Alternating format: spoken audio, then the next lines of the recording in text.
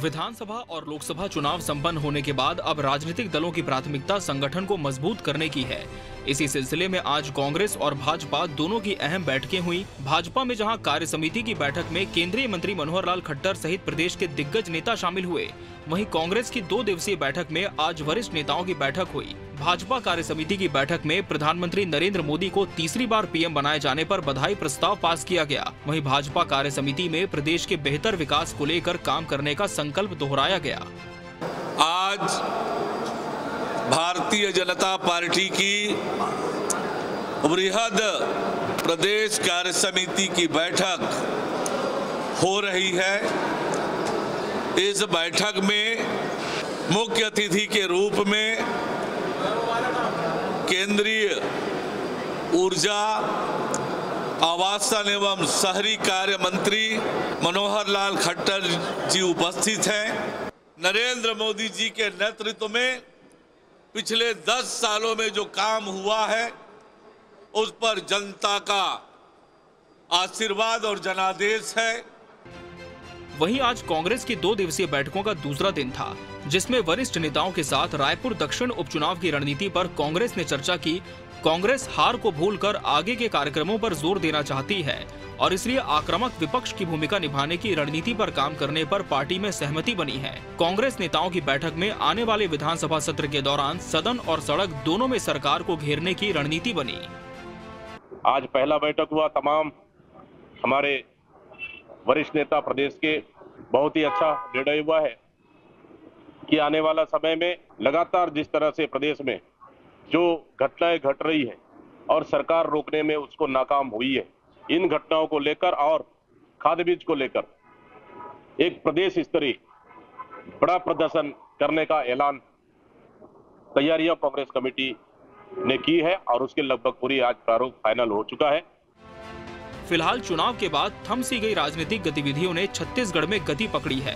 भाजपा जहां double engine की सरकार को दुगनी गति से प्रदेश में चलाना चाहती है, तो वहीं कांग्रेस अपने संगठन को मजबूत कर मजबूत विपक्ष की भूमिका निभाना चाहती है। ऐसा लगता है कि दोनों ही पार्टियों ने अपनी अपनी बैठक कर अपने संकल्प को पूरा करने के लिए कमर और कस ली है। Bureau report, TV 24 news.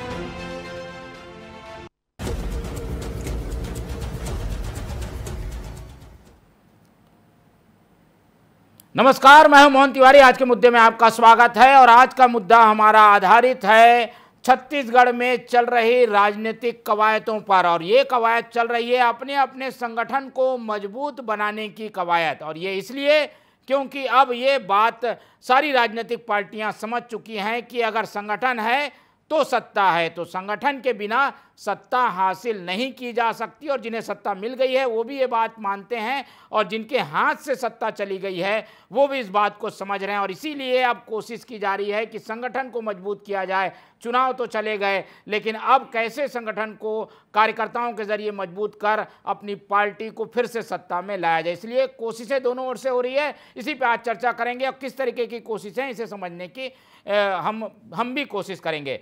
तो इस चर्चा में जो लोग हमारे साथ मौजूद हैं उनसे मिल लेते हैं, उसके बाद चर्चा शुरू करेंगे। तो सबसे पहले हम स्वागत करेंगे, हमारे साथ मौजूद हैं इस पूरे मामले में राजनीतिक विश्लेषण लेकर वरिष्ठ पत्रकार अनिल द्विवेदी जी, बहुत स्वागत करेंगे आपका।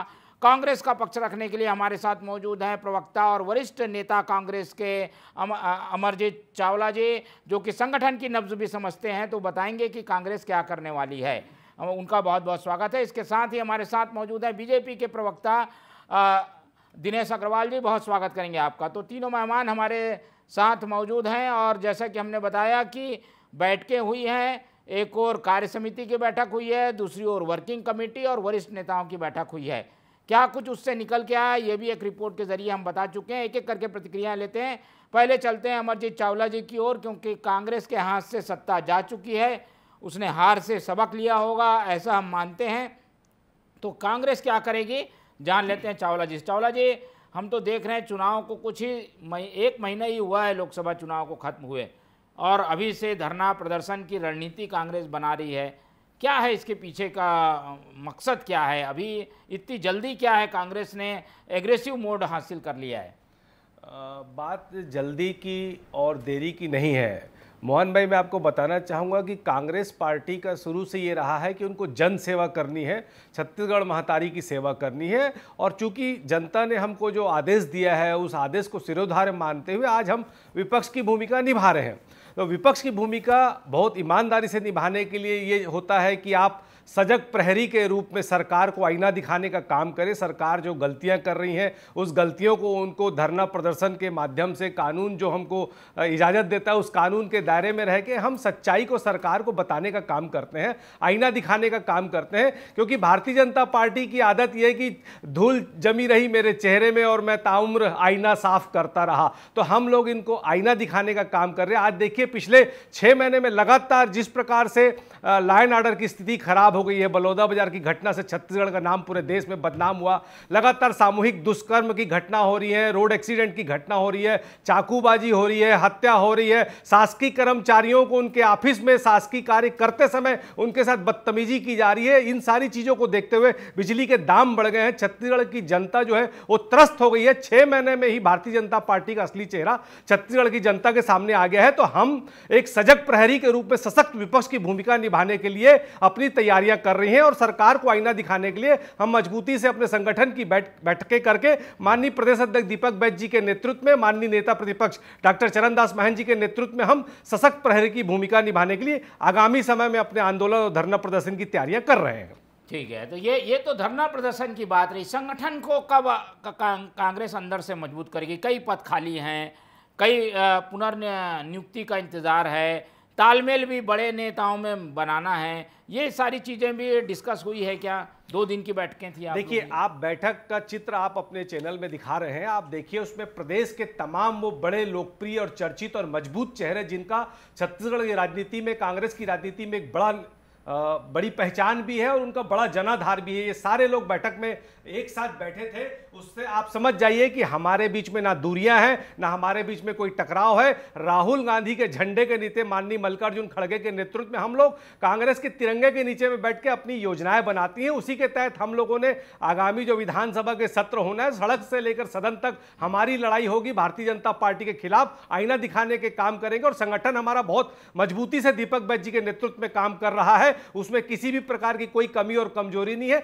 रही बात बदलाव की या खाली स्थान भरने की, तो एक प्रक्रिया के तहत वो सतत प्रक्रिया चलते रहती है। उसके तहत जो खाली स्थान होंगे उनको जल्दी भर लिया जाएगा, जो लोग जूनियर है उनको सीनियर बना दिया जाएगा, जो सीनियर है उनको प्रमोट कर दिया जाएगा। हमारा संगठन बहुत अच्छा काम कर रहा है और आने वाले समय में हम एक सशक्त प्रहरी की भूमिका निभाने जा रहे हैं। ठीक है, तो ये तो रही कांग्रेस की तैयारी। बीजेपी की ओर चलते हैं। उनके पास तो डबल इंजन की सरकार है, एक तो केंद्र में भी सरकार, राज्य में भी सरकार, अब संगठन को भी महत्व देना है। ये कितनी बड़ी चुनौती है, इसके लिए क्या कर रही है बीजेपी? दिनेश जी, आप लोगों के पास क्या प्लान है? कार्यकर्ताओं को कैसे महत्व मिलेगा? सत्ता में भागीदारी कैसे होगी? वो भी इंतजार कर रहे हैं कि पहला चुनाव जिताया, फिर दूसरा चुनाव जिताया, उनको कुछ नहीं मिला है। आप भी एक कर्मठ कार्यकर्ता हैं, आपको भी इंतजार है। ये सब कब होगा?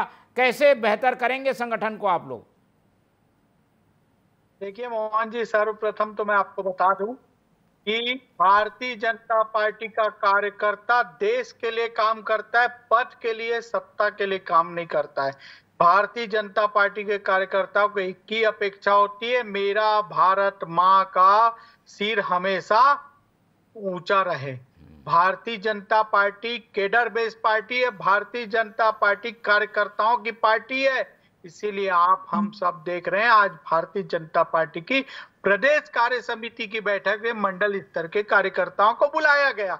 उनके बुलाने का एक ही तात्पर्य था कि प्रदेश को संदेश देना, अपने कार्यकर्ताओं को बताना कि आपने जो आज सत्ता में भारतीय जनता पार्टी और यहाँ तक जो पहुंच की है, और कांग्रेस के कुकर्मों को जो आपने जनता तक ले जाके बताया, इनके भ्रष्टाचार, शराब घोटाला, कोयला घोटाला, राशन घोटाला, गौ माता का गोबर खा गए, गौठान का पैसा खा गए, पीएससी घोटाला कर लिए, छत्तीसगढ़ को नक्सलवाद का 70 साल में गढ़ बना दिए। उसको जनता तक पहुंचाने का काम किसने किया? कार्यकर्ता ने किया। इसलिए ये पार्टी कार्यकर्ताओं की पार्टी और कार्यकर्ताओं के साथ आज बैठी थी। दूसरा, राजनीतिक प्रस्ताव पारित किया गया। राजनीतिक प्रस्ताव पारित करके एक संदेश दिया गया है कि भारतीय जनता पार्टी निम्न स्तर के लोगों के साथ जुड़ी हुई है। ये प्रधानमंत्री आवास खाने वाली पार्टी कांग्रेस पार्टी, आप हम सब देखें, टीएस बाबा ये अपनी पार्टी के नेताओं को नहीं संभाल पा रहे हैं तो कार्यकर्ता को कहां से संभालेंगे। मोहन मरकाम प्रदेश अध्यक्ष की स्थिति आप मेरे से किसी से नहीं छुपी है, इतनी बड़ी बड़ी बात कर रहे हैं। एक प्रधानमंत्री आवास नहीं दे पाए, एक व्यक्ति को उनका अधिकार नहीं दे पाए। 500 रुपए महिलाओं के लिए इन्होंने घोषणा किया था, 500 रुपए देंगे, 5 साल निकल गए, 1 रुपया नहीं दिया। और हमारी सरकार ने घोषणा किया था जैसे ही भारतीय जनता पार्टी की सरकार बनेगी छत्तीसगढ़ की महतारी को 1000 मिलेगा। और आप हम सब देख रहे हैं 3100 रुपए क्विंटल किसान मेरे भाई के लिए घोषणा किए थे, हम एक मुश्त पेमेंट दे रहे हैं। ये तो 2500 रुपए नहीं दे पाए और 3100 रुपए एक मुश्त पेमेंट हमने दे के बता दिया कि जो सरकार है वो नारी सम्मान की सरकार है। दिनेश जी, लेकिन ये सब तो मान गए, आप लोगों की बात भी परिणाम में दिखाई दे रही है, पर मिला क्या कार्यकर्ता को? कार्यकर्ता और संगठन क्या अभी हाशिए में नहीं है? सत्ता दूसरों के हाथ में, संगठन दूसरों के हाथ में, इसे कैसे बेहतर करेंगे आप? मोहन जी, मैंने पहले भी बोला और अभी भी बोल रहा हूँ, भारतीय जनता पार्टी का कार्यकर्ता माँ भारती के लिए काम करता है। भारतीय जनता पार्टी का कार्यकर्ता पद पाने के लिए काम नहीं करता है। भारतीय जनता पार्टी का कार्यकर्ता अपने गांव के, जिले के, और इसी कारण धैर्य रखता है। लेकिन वो धैर्य कितने दिन तक रख पाएगा ये महत्वपूर्ण है। हम आपकी एक सीमा है, इसलिए आप ज्यादा बोल नहीं सकेंगे जी। हम चलते हैं ना, पहले अनिल जी से समझ लेते हैं। अनिल जी इस बारे में ज्यादा अच्छे से बताएंगे। अनिल जी, अब जो समय है ये चुनाव खत्म होने के बाद संगठन को मजबूत करने का समय है, और लेकिन संगठन मजबूत कैसे होगा? जब कार्यकर्ता मजबूत होगा। क्या इस बारे में कांग्रेस भाजपा दोनों सोच रही है? पहले आप बीजेपी का बताइए, बीजेपी में क्या चल रहा है? कार्य समिति में आज सारे मंडल अध्यक्षों को बुलाया गया। आमतौर पर इस तरीके की बैठकें नहीं होती, एक आम सभा का स्वरूप में महत्व दिया गया। क्या मैसेज देना चाहती है बीजेपी?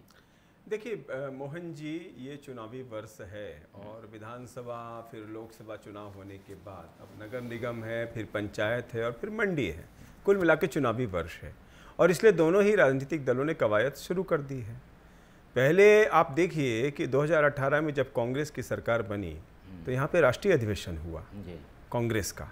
क्यों हुआ? क्योंकि कांग्रेस उतनी मजबूती के साथ जनता के बीच आई और भूपेश बघेल जी मुख्यमंत्री बने। उनके नेतृत्व में कांग्रेस आगे बढ़ रही थी प्रदेश में और उसने आलाकमान का दिल जीता और यहाँ पर राष्ट्रीय अधिवेशन हुआ। तो जब जब सरकारें बनती हैं राजनीतिक दलों की, वो इस तरह के, हालांकि ये सामान्य प्रक्रिया है कांग्रेस में भी और बीजेपी में भी। ये तो बीजेपी का प्रदेश स्तरीय सम्मेलन था और पूरा ओपन था, ऐसा भी नहीं कि कोई गोपनीय चीज मीटिंग्स हुई हो अलग से, होती भी नहीं है कार्य समिति की बैठक जो हुई कार्यकर्ता की, तो ओपन हुआ जिसमें नेता कुछ बदलावट दिखाई दी। आप देखिए नवीन नवीन हो गए, प्रदेश प्रभारी बन गए। स्वास्थ्य मंत्री थे यहाँ के प्रभारी, उनको अभी नड्डा को भेज दिया, इनको भेज दिया गया, आज हरियाणा के जो खट्टर साहब को भेज दिया गया। तो धीरे धीरे चीजें बीजेपी बदल रही है और आप देखिए कि प्रदेश में नेतृत्व बदल रहा है एक तरह का। और पहले प्रदेश अध्यक्ष के तौर पे किरण देव जी की जरूर ये परीक्षा थी कि प्रदेश स्तरीय सम्मेलन था, ये किस तरह से सफल होता। बहरहाल अच्छा सफल रहा, नेताओं के अच्छे उद्बोधन हुए, 2-2 प्रस्ताव भी पास हो गए। लेकिन सवाल ये है कि इससे जनता को क्या मिलेगा? इससे जनता को भी फिलहाल कुछ नहीं मिलना है। ये कार्यकर्ताओं को रिचार्ज करने की बारी थी कि उनको मार्गदर्शन किया जाए कि चुनाव में कैसे आगे बढ़ना है। जिला तहसील स्तर के कार्यकर्ताओं से पूछा गया कि चुनाव की क्या स्ट्रेटजी होनी चाहिए, वहां प्रत्याशी किस तरह के होने चाहिए। ये तमाम तरह की बीजेपी कसरत कर रही है ताकि उसको नगरीय निकाय चुनाव, क्योंकि सबसे पहले तो वही चुनाव पड़ेंगे और अभी नगरीय निकाय चुनाव में बीजेपी कांग्रेस का 50 से 60% सीटों पर कब्जा है। ये तो तय है कि जिसकी सरकार बनती है नगर निगम की जनता उनके साथ चली जाती है। तो बीजेपी को नगर निगम चुनाव में जीतने में मुझे लगता है बहुत दिक्कत नहीं होगी। लेकिन 2 फैसले मुझे लग रहा है कि इस सम्मेलन के बाद, मैं आपके चैनल के मार्फत ये बात कह रहा हूं, कहीं अभी चला भी नहीं है, मुझे लगता है कि 2 चीजें बीजेपी करने जा रही है। पहला तो ये कि महापौरों के जो चुनाव हैं वो प्रत्यक्ष होंगे। कांग्रेस ने उसको अपॉइंटेड कर दिया था, प्रत्यक्ष चुनाव होंगे जिसमें बीजेपी बाजी मारती रही है। और दूसरा ये हो सकता है कि कांग्रेस ने जिस तरह 33% आरक्षण पंचायत स्तर पर दिया और वहां के लोगों का दिल जीता।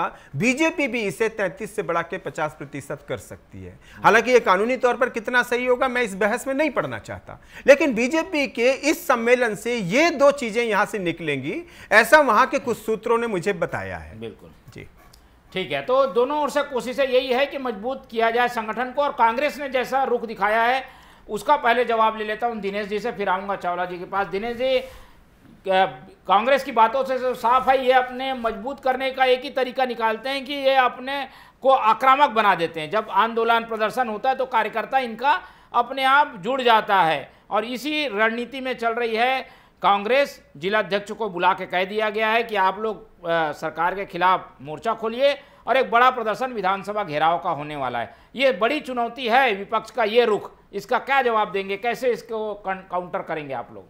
दिनेश जी।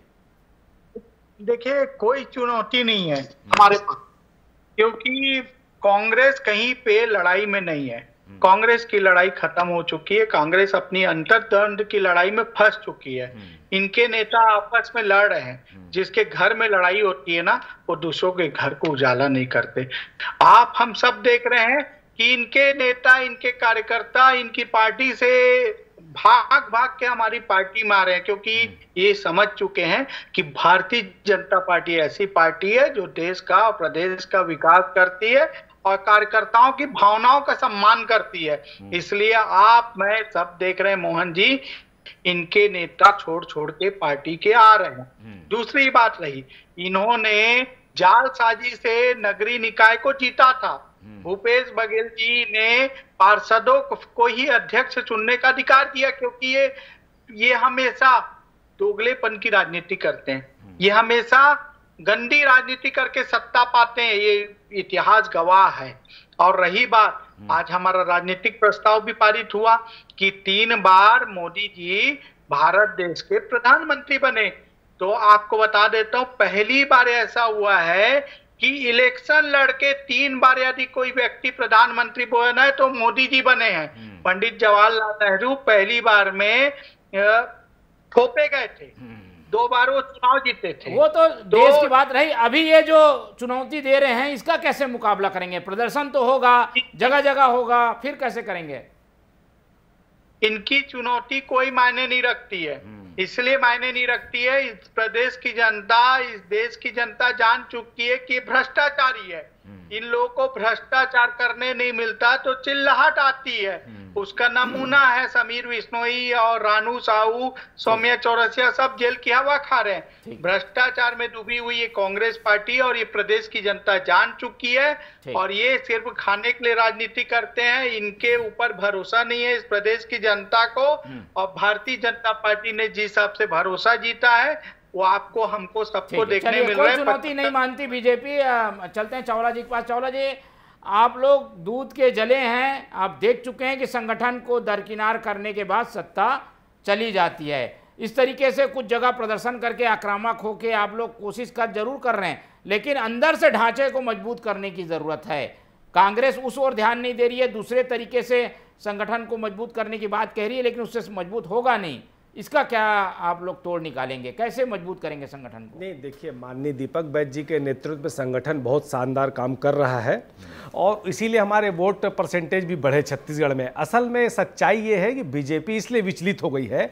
आज की जो बैठक थी ये क्या बरगलाने के लिए थी, बैठक कार्य समिति की ऐसे नहीं होती। ये तो एक जनसभा टाइप की बैठक इन्होंने की। असल में क्या हुआ, पिछले कुछ समय में जो बलौदा बाजार की घटनाएं हुई, अभी जो पटवारी हड़ताल में चले गए, लगातार लॉ एंड ऑर्डर की स्थिति जो खराब हो रही है, अपराधों में जो वृद्धि हो रही है, तो सरकार जो है उसको समझ ही नहीं आ रहा है कि विष्णुदेव जी मुख्यमंत्री हैं, कि अरुण साहू जी मुख्यमंत्री हैं, कि ओपी चौधरी मुख्यमंत्री हैं, कि विजय शर्मा मुख्यमंत्री है। 4 धड़ों में भारतीय जनता पार्टी बट गई है, और इसकी रिपोर्ट ऊपर जा रही है लगातार। दूसरा क्या हुआ कि भाई लोकसभा चुनाव में लोगों को उम्मीद थी कि बृजमोहन अग्रवाल या संतोष पांडे या विजय बघेल बनेंगे मंत्री, इनको नहीं बनाया गया। सीनियर सारे नाराज हैं, अजय चंद्राकर जैसे काबिल लोग मंत्रिमंडल से बाहर है, राजेश मुनत, अमर अग्रवाल जैसे लोग मंत्रिमंडल से बाहर है, सब जूनियर बन गए। तो इनके अंदर जो एक ज्वालामुखी धधक रहा है, उसमें विस्फोट कभी भी हो सकता है, और भारतीय जनता पार्टी ज्वालामुखी के मुहाने में बैठी हुई है, जिसका परिणाम आने वाले समय में उनको रायपुर दक्षिण के उपचुनाव में भी और आने वाले समय में जो भी नगरीय निकाय के चुनाव होने उसमें भी भुगतना पड़ेगा।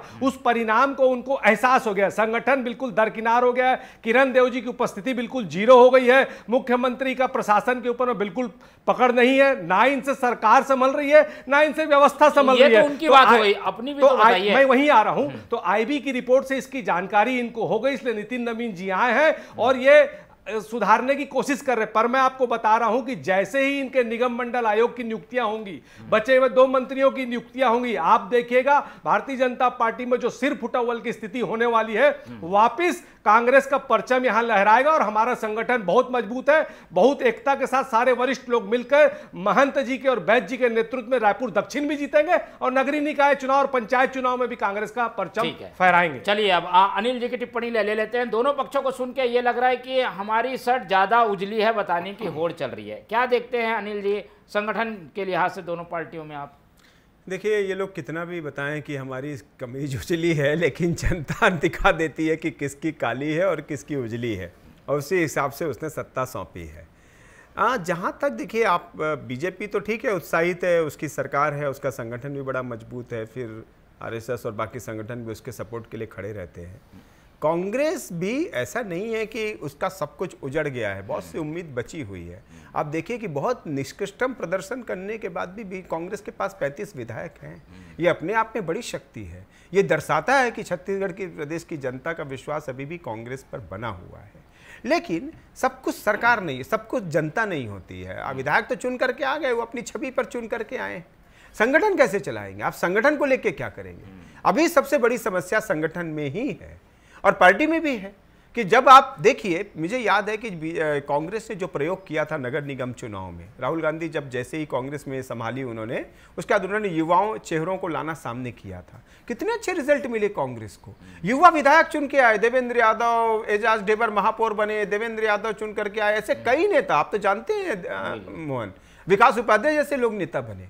कांग्रेस को अब नए तरीके से पूरा बदलाव करना चाहिए। राहुल गांधी अगर नेता प्रतिपक्ष हैं, उनको पूरा पावर इस्तेमाल करते हुए नए लड़कों को सामने लाना चाहिए, ताकि नए लोग आएंगे तो जनता उसके नए तरीके से उनको चयन करेगी। इससे पार्टी की साख बढ़ेगी। संगठन में भी ये जरूरी है। ये जरूरी नहीं है कि दीपक बैज को आप तुरंत हटा देंगे। दीपक बैज ने भी यंग है, उन्होंने काफी अच्छा काम किया, पार्टी के लिए जितना संसाधन जुटाए थे जुटाए उन्होंने। इसलिए उनको हटाने की बजाय अगर आप उनकी टीम को बदल देंगे, जो टीम भी तो बहुत मायने रखती है ना, कि पार्टी के लिए किस तरह का उन्होंने माहौल खड़ा किया, कहाँ कैसे काम करने वाले थे। मेहनत करने वालों को पद मिल नहीं पाता है और जो एयर कंडीशन गाड़ियों में बैठे रहते हैं वो महासचिव और जाने कितने बड़े पदों पर आ जाते हैं। कांग्रेस को इससे बचना चाहिए। कांग्रेस अभी भी लोकप्रिय पार्टी है, छत्तीसगढ़ में उसकी जड़ें मजबूत हैं, लेकिन आप जनता के फैसले को, पार्टी को समझना होगा। चाहे वो पूर्व मुख्यमंत्री भूपेश बघेल हो, चाहे वो दीपक बैज हो, चाहे वो मोहन मरकाम हो, चाहे वो डॉक्टर चरणदास महंत हो, अब इनको समझना होगा कि आप यही पीढ़ियों को लिए रास्ता खाली करिए। धीरे धीरे आप पीछे होते जाइए। बीजेपी प्रयोग कर रही है कि नहीं कर रही? मध्य प्रदेश में आप देखिए सीनियर मंत्रियों को बैठा दिया उन्होंने। छत्तीसगढ़ में भी इस तरह के प्रयोग किए कि सीनियर नेताओं को संगठन में ले आए या फिर पद से दूसरे। लेकिन सत्ता के साथ जो कुछ खामियां आती है, कमियां आती है, वो दिख रही है क्या बीजेपी में? उसको ठीक करने की जरूरत बनती है अभी? अभी तो 6 महीने का समय हुआ है। खुद कांग्रेस ने भी कहा कि अभी तो 6 महीने हनीमून मूड है, अभी हम कुछ नहीं करेंगे। उन्होंने किया भी नहीं। लेकिन अब 6 महीने जैसे ही खत्म हुए तो ये पता चलेगा मोहन, इन नगरीय निकाय चुनाव में और पंचायत चुनाव में, कि जनता ने आपके कामों को कितना पसंद किया, वादे पूरे हुए कि नहीं हुए, ये जनता देखेगी और उसके आधार पर आपके रिजल्ट पता चल जाएंगे कि कौन। और यदि कांग्रेस भी जिस तरह से अब आ रही है आक्रामक रोल में कि वो घेराव करने जा रही है, दीपक बैज उसका नेतृत्व कर सकते हैं, चरणदास महंत भी हैं उनके साथ में, आप देखिए कि नेताओं की अपनी एक धार है, उनका एक वजन है। तो कांग्रेस को लेकर अगर वो आगे बढ़ेंगे, स्ट्रेटजी के साथ आगे बढ़ेंगे, और सबसे बड़ी बात है कि जनता जो चाहती है आपसे, कांग्रेस से, जब तक आप उसको नहीं बदलेंगे तब तक आप बीजेपी का जो जादू है, नरेंद्र मोदी का जो वर्चस्व है, विष्णुदेव साय की छवि के चलते भाजपा जो मजबूत हुई है, उससे की काट आप नहीं काट पाएंगे। ठीक है, आखिरी राउंड में दोनों प्रवक्ताओं की 1-1 मिनट की टिप्पणी ले लेते हैं। अब इन बातों के विश्लेषण के बाद, कुछ आत्म अवलोकन के बाद, कांग्रेस आखिर करेगी क्या? चावला जी, पहले आपसे ले लेते हैं, फिर बीजेपी के ओर चलेंगे। देखिए, मैं मोहन जी आपको बताना चाहूँगा कि आज हमारे पास सचिन पायलट जैसे सुलझा और अनुभवी और बहुत जिनको देख के युवा उत्साहित हो जाते हैं, ऐसा प्रभारी महामंत्री के रूप में हमारे पास नेतृत्व है। हमारे पास दीपक बैज जैसा एनएसयूआई यूथ कांग्रेस से आया एक सशक्त युवा और जोशीला अनुभव प्रदेश अध्यक्ष के रूप में हमारे पास है। कांग्रेस पार्टी में बहुत ही सज्जन सरल राजनीति और विनम्र, नहीं मैं आपको बताना चाहता हूं, बहुत सज्जन सरल और विनम्र नेतृत्व के रूप में टीएस बाबा और चरणदास महंत जैसे अनुभवी नेता हमारे पास हैं। तो हम इन सब के आशीर्वाद से, इन सब की मेहनत से कार्यकर्ताओं में नया जोश भर चुके हैं और जो बीत चुका उसको हम पीछे छोड़ चुके हैं। अब हमारा टारगेट है आने वाले सभी चुनावों में अपनी मजबूत उपस्थिति दर्ज कराना और उसके लिए हम पूरी तरह तैयार हैं। हमारा पूरा संगठन तैयार है और निश्चित तौर पे आप देखिएगा एक सजग प्रहरी की भूमिका निभाते हुए हम सब बड़े नेताओं के सामूहिक नेतृत्व में, प्रदेश अध्यक्ष जी के नेतृत्व में हम आने वाले समय में अपनी मजबूत भूमिका निभाएंगे। चलिए, अब परीक्षा बीजेपी की होगी क्योंकि 2 बड़े चुनाव तो जीत गए, लेकिन अब कार्यकर्ताओं का चुनाव है, उसमें क्या परिणाम आता है उससे मुहर लगेगी आप लोगों के कामकाज पे। दिनेश जी की उस परीक्षा के लिए कितने तैयार हैं आप? जल्दी, शॉर्ट समय। भारतीय जनता पार्टी 365 दिन का 365 दिन काम करती है। भारतीय जनता पार्टी हमेशा तैयार रहती है जन सेवा के लिए, और जो जन सेवा करता है उसी का ये जनता उन्हीं को मानती है। रही बात भ्रष्टाचार करने वाली कांग्रेस पार्टी को इस प्रदेश की जनता जान चुकी है। विष्णु देवसाय का सुशासन चल रहा है, जिस हिसाब से भारतीय जनता पार्टी ने 6 महीने के अल्प कार्यकाल में पब्लिक के लिए घोषणा की और घोषणा ही नहीं की, अमल किया, अमल करके धरातल पे चालू कर दिया। उसका विश्वास जनता को मिल चुका है और कार्यकर्ता छाती चौड़ी करके जब जनता के बीच जाता है तो जनता देखती है मेरा सेवक आया है। और भारतीय जनता पार्टी का कार्यकर्ता, मैं फिर बोलूंगा, 365 दिन का 365 दिन काम करता है और यही भारतीय जनता पार्टी की खूबियां हैं, जिससे भारतीय जनता पार्टी 2 सीट वाली पार्टी आज पूरे देश में परचम फहरा रही है और 400-500 सीट वाली कांग्रेस पार्टी आज सुपड़ा साफ होने की नौबत आ चुकी है। चलिए, परीक्षा के लिए तो दोनों पार्टियां तैयार हैं, लेकिन परीक्षा किस तरीके से दी जाती है और कितने नंबर किसको मिलते हैं, इस पर हमारी निगाह बने रहेगी। फिलहाल इस चर्चा को यहीं खत्म करेंगे। इस पूरी चर्चा में हमारे साथ अनिल द्विवेदी जी जुड़े, उनका बहुत धन्यवाद। हमारे साथ अमरजीत चावला जी जुड़े, उनका बहुत धन्यवाद। और डॉक्टर दिनेश अग्रवाल जी हमारे साथ जुड़े रहे, उनका बहुत बहुत धन्यवाद। तो तीनों मेहमानों का धन्यवाद करते हुए आज की ये चर्चा ही खत्म करते हैं और आप लोग से रखते हैं उम्मीद कि आप लोग देखते रहेंगे TV 24। रखिए अपना बहुत ख्याल। नमस्कार।